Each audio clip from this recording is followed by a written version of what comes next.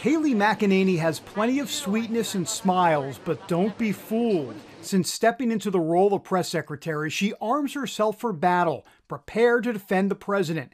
Lately, the commander-in-chief facing criticism for taking the controversial drug hydroxychloroquine to prevent COVID-19. How comfortable is the president with doing this, and did specifically the doctor prescribe it for him? Just understanding. Yes, the doctor did prescribe it for him, and he took it after having several discussions with Dr. Connolly about its efficacy, and he believed that Dr. Connolly, that the benefits outweighed the risk for the president. The criticism would be that the FDA and the government, if you will, the federal government, only recommends that it be taken in a hospital setting. So I talked to Dr. Hahn about that this morning from the FDA, and Dr. Hahn said first, this is a drug that has a long safety profile. It should always be prescribed from a doctor to a patient, but has been shown to be safe. And I explicitly asked him, what about outside of hospitals? And he said, yes, it's okay if a doctor prescribes it to you in your ordinary point of care.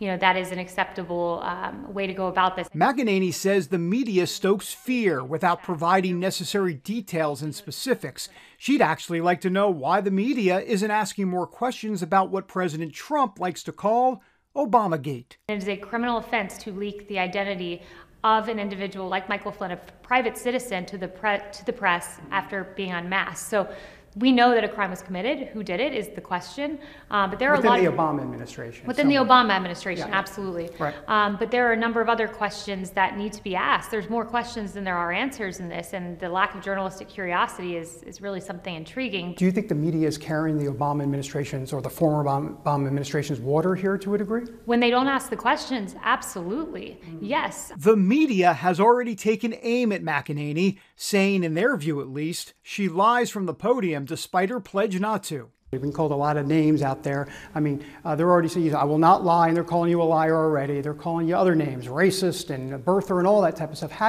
What's your response to the critics that say all this stuff to you, about you? That I know the person I am, and I know what I stand for, and I stand as a Christian woman, someone who believes in equality and truth and loyalty and honesty, and it's the values I've lived by my whole life. It's the values I'll continue to live by, and people will malign you. It comes with the job, but I know who I'm ultimately working for, and it's the big guy upstairs.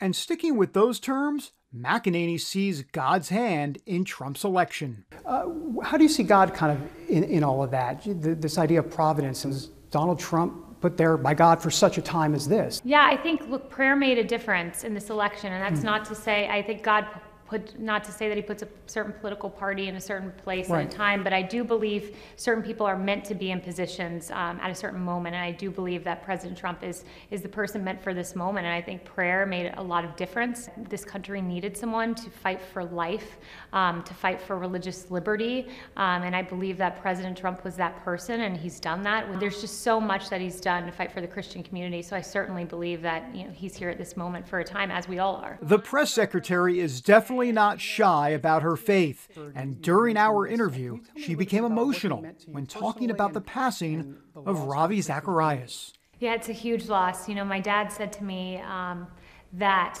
Billy Graham was the great evangelist, and I think Ravi Zacharias is the great apologist.